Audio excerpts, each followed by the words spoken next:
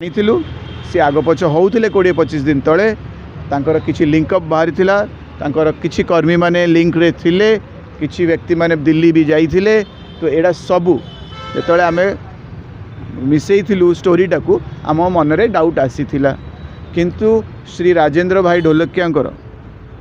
सम्मान दृष्टि ना आमे तांको किछि कहि परथुलु से परिवार को केना जो बंद से परिवार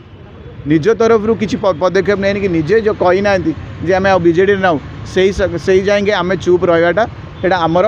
दायित्व आमर आमर संस्कार। तो प्लान भी रेडी थिला से गुड़े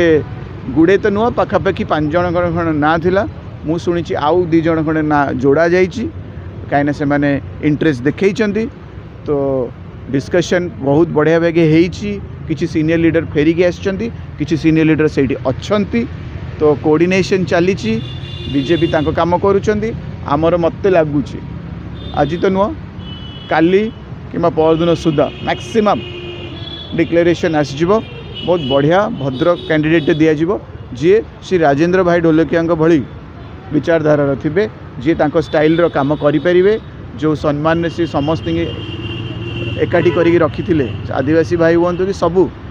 सबू समाज जितक वर्ग अच्छा समस्त नहीं से चलुते से व्यक्तित्व को दिया 100%। श्री नवीन पट्टनायक कैंपेन जो आरंभ करेंगे सर आप कैंपेन रेस्पॉन्स काली देखिए काली नुह आगू आगू देखिए से